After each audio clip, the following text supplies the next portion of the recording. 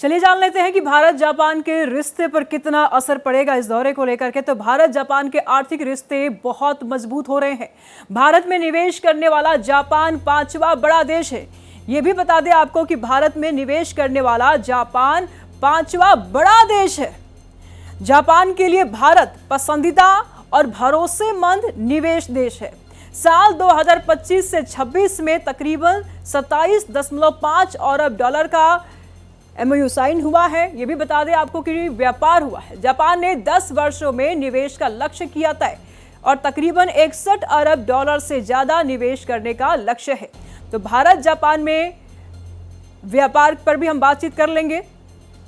तो भारत में अभी करीब 1400 जापानी कंपनियां, आधी जापानी कंपनियां मैन्युफैक्चरिंग सेक्टर से जुड़ी हुई हैं। मुनाफे में 75% से ज्यादा जापानी कंपनियां मुंबई अहमदाबाद बुलेट ट्रेन परियोजना में निवेश कर रही हैं और कई बड़े इंफ्रास्ट्रक्चर प्रोजेक्ट्स में भी निवेश है। तो भारत जापान में व्यापार में भी काफी मजबूती आई है। कई बड़े इंफ्रास्ट्रक्चर प्रोजेक्ट्स में भी निवेश किए गए हैं।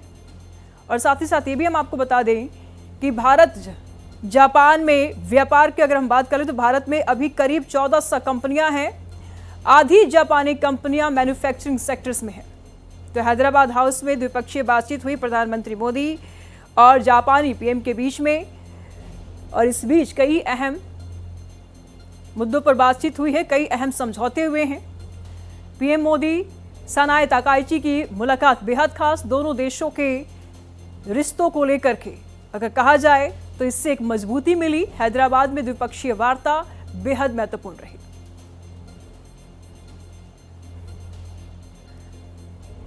तो हैदराबाद हाउस में द्विपक्षीय बातचीत हुई है, कई समझौते को फाइनल किया गया है और इस बीच में सनाए ताकाइची की मुलाकात बेहद खास रही है। हालांकि प्रधानमंत्री मोदी ने ताकाइची को अपनी छोटी बहन बताया और इस बीच ये भी आपको बता दें कि पहली बार देखिए 2 तस्वीरें हम आपको टीवी स्क्रीन पर दिखा रहे हैं। जापान PM के भारत दौरे से जुड़ी 2 तस्वीरें आपको टीवी स्क्रीन पर दिखा रहे हैं। पहली तस्वीर में अजीत डोभाल को आप देख रहे हैं, अपने समकक्ष से बात करते हुए नजर आ रहे हैं अजीत डोभाल। तो दूसरी तस्वीर में आप प्रधानमंत्री नरेंद्र मोदी के प्रधान सचिव PK मिश्रा अधिकारियों से बात करते हुए नजर आ रहे हैं। तो 2 तस्वीरें आपके टीवी स्क्रीन पर। पहली तस्वीर NSA अजीत डोभाल अपने समकक्ष से बातचीत करते हुए नजर आ रहे हैं। तो दूसरी तस्वीर में आप देखेंगे जापानी अधिकारियों से बातचीत करते हुए PM के प्रधान सचिव PK मिश्रा नजर आ रहे हैं। तो दोनों तस्वीर टीवी स्क्रीन पर। तो भारत जापान के बीच में जो बातचीत थी वो बेहद महत्वपूर्ण मानी जा रही है। अजीत डोभाल की मुलाकात की तस्वीरें आप देख पा रहे हैं। भारत एक्सप्रेस लगातार एक्सक्लूसिव तस्वीरें आपको टीवी स्क्रीन पर दिखा रहे हैं। तस्वीरें हम आपको लगातार टीवी स्क्रीन पर दिखा रहे हैं। अजीत डोभाल हैं जो अपने समकक्ष के साथ बातचीत करते हुए नजर आ रहे हैं। हैदराबाद हाउस की ये तस्वीरें हम आपको लगातार दिखा रहे हैं। इस बीच में प्रधानमंत्री मोदी और प्रधानमंत्री जापान के PM के बीच में महत्वपूर्ण मुद्दों पर बातचीत हुई है। कई अहम समझौते हुए हैं जो सेना, सुरक्षा और कई महत्वपूर्ण मुद्दों को मजबूती मिलेगी। हालांकि भारत जापान के रिश्ते भी इस दरमियान मजबूत हुए। पहली बार ताकाइची भारत दौरे पर रही हैं और आज अभी है भी, और इस बीच में काफ़ी उन्होंने खुशी भी जाहिर की है। प्रधानमंत्री मोदी ने तो उन्हें बहन कह के संबोधित किया। सनाए ताकाइची की मुलाकात हुई और कई मुद्दों पर बात बन गई। तो तस्वीरें आप साफ तौर पर देख पा रहे हैं। 2 तस्वीरें लगातार टीवी स्क्रीन पर आपको दिखा रहे हैं। अजीत डोभाल की तस्वीरें आप देख रहे हैं जो अपने समकक्ष से बातचीत करते हुए नजर आ रहे हैं, सुरक्षा मुद्दों पर बातचीत करते हुए नजर आ रहे हैं। और दूसरी तस्वीरों में आप डेलीगेशंस को देख रहे हैं जहां वापस में दोनों देशों के बातचीत चल रही है। हमारे तमाम जानकारी के लिए KM शर्मा इस वक्त हमारे साथ बने हुए हैं। ये दोनों देशों के बीच में बातचीत हुई, कितनी मजबूत, कितनी महत्वपूर्ण और कई मुद्दों पर बातचीत हुई है, क्या कुछ जानकारी सामने आ रही है सर?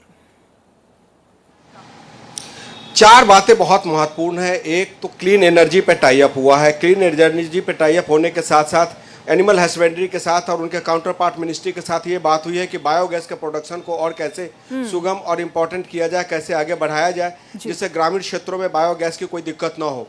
तीसरी बात ये थी कि रेयर अर्थ मिनरल, जिसमें भारत तीसरे नंबर पे है पूरे विश्व में, उस रेयर अर्थ मिनरल्स का कैसे इस्तेमाल किया जाए, क्योंकि प्रधानमंत्री नरेंद्र मोदी जी ने कहा कि हम चाहते हैं कि जापान जो है हमारे देश में $10 बिलियन का निवेश करे, क्योंकि पिछले एक साल में कम से कम 20 ऐसे एग्रीमेंट हुए हैं। और साथ साथ उन्होंने ये भी कहा कि जिस तरीके से टेक्नोलॉजी की बात है, चाहे वो AI की बात है या उसके बाद हम बात करें इंफ्रास्ट्रक्चर की है, तो उसमें जापान का बहुत योगदान रहा है। जो दो बातें बहुत महत्वपूर्ण रही कि प्रधानमंत्री ने तकाइची को कहा कि ये मेरी छोटी बहन है, और तकाइची ने उस अभिवादन को स्वीकार करते हुए हाथ जोड़ के लोगों को कहा नमस्कार, और उसके बाद उन्होंने मेक इन इंडिया की चर्चा की। निशु जी बिल्कुल, और मेक इन इंडिया में क्या कुछ खास रहा, क्योंकि देखिए दोनों देशों के बीच में बातचीत जब होती है तो ये भी उम्मीद लगाई जाती है कि भारत को इससे ज़्यादा से ज़्यादा मुनाफा हो, मजबूती मिले, और विश्व के जो हालात है इस वक्त उसके मद्देनज़र ये मुलाकात कितना खास।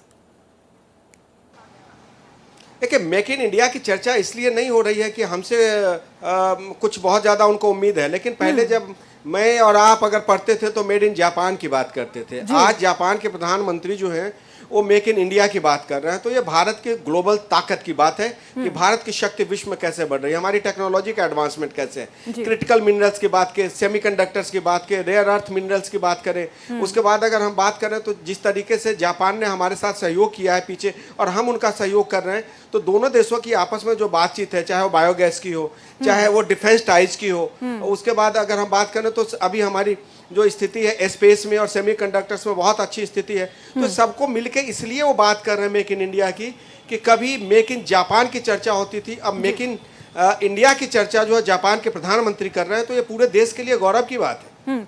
इस बीच में अगर ये भी देखा जाए, देखिए आज भी हमारी कंट्री जो है वो डेवलपिंग कंट्री है, तो व्यापार के मद्देनज़र क्या कुछ खास समझौते हुए हैं, कितना महत्वपूर्ण देखा जा रहा है।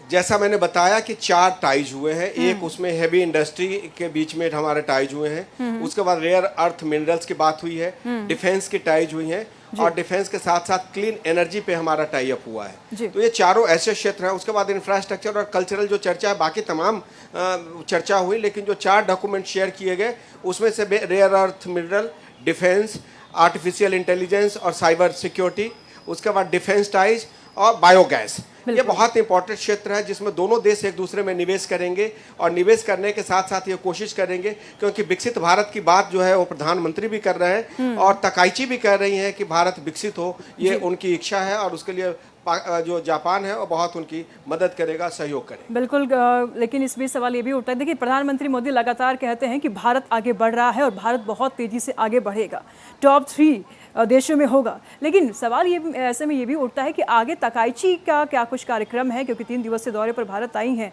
क्या कुछ शेड्यूल्स हैं उनके? तकाइची के शेड्यूल्स में B2B बिजनेस शामिल है, जिसमें आज की अगर हम बात करें तो सवेरे उन्हें सेरेमोनियल वेलकम दिया गया, उसके बाद उनके जो प्रधानमंत्री से और दोनों के बीच में जो बातचीत हुई उसका डिटेल उन्होंने साझा किया। उसके बाद जो हमारे देश के बहुत सारे जो फ्रंट रनर कंपनीज के CEOज हैं उनके साथ B2B टाइज होगा, उसमें बातचीत होगी। विदेश मंत्री थे वहाँ पे, हमारे PK मिश्रा थे, NSA थे, तो ये तमाम के बीच होटल ताज में अभी थोड़ी देर बाद उनकी मीटिंग होगी, और कल तकाइची अपने देश को वापस हो जाएंगी। बिल्कुल, ऐसे में सवाल ये भी उठ जाता है, देखिए क्योंकि मैडम का यात्रा है, प्रधानमंत्री का भारत में यात्रा है, और यात्रा बेहद खास है, पहली बार आई है, भारत को इस यात्रा से कितना लाभ मिलने वाला है? वेस्ट एशिया क्राइसिस के बीच अगर किसी भी देश का प्रधानमंत्री हमारे देश में आता है तो एक सॉलिडिटी शो करता है भारत के साथ, और सेना तकाइची का भारत आना इस बात को दर्शाता है कि भारत एक रिलायबल पार्टनर है, भारत एक डेवलपिंग कंट्री है जिसकी एक अपनी पूरी दुनिया में साख है। उस साख के साथ बैठ के उनसे आप बिजनेस कर सकते हैं, आगे 20 साल की प्लानिंग कर सकते हैं, क्योंकि मोदी जो है अपने सारे प्लानिंग को टेक्नोलॉजी से इंटीग्रेट करते हैं। तो टेक्नोलॉजी और प्लानिंग को अगर इंटीग्रेट कर देते हैं तो उसका परिणाम डेवलपमेंट निकलता है। तो एक डेवलप्ड कंट्री डेवलपिंग कंट्री के साथ इसलिए टाई अप करना चाहता है कि कल को ये भी देश डेवलप हो जाएगा, तो दोनों देश म्यूचुअली एक दूसरे के साथ जो एक रिलेशन होता है, सिम्बायोटिक रिलेशन, वैसे में काम करें और दोनों देश के लोगों को उसका फायदा मिले। बहुत शुक्रिया, लगातार हम आपसे जानकारी लेते रहेंगे, नजर बनाए रखिएगा। बहुत बहुत धन्यवाद आपका तमाम जानकारियों के लिए। तो आज दोनों देशों के प्रधानमंत्रियों के बीच में वार्ता हुई है, और ये वार्ता बेहद महत्वपूर्ण मानी जा रही है। कई अहम मुद्दे पर समझौते हुए हैं, कई अहम समझौते हुए हैं, जो भारत को लेकर के अगर देखा जाए, बिजनेस को लेकर के देखा जाए, डेवलपमेंट को लेकर अगर देखा जाए, तो काफी महत्वपूर्ण माना जा रहा है।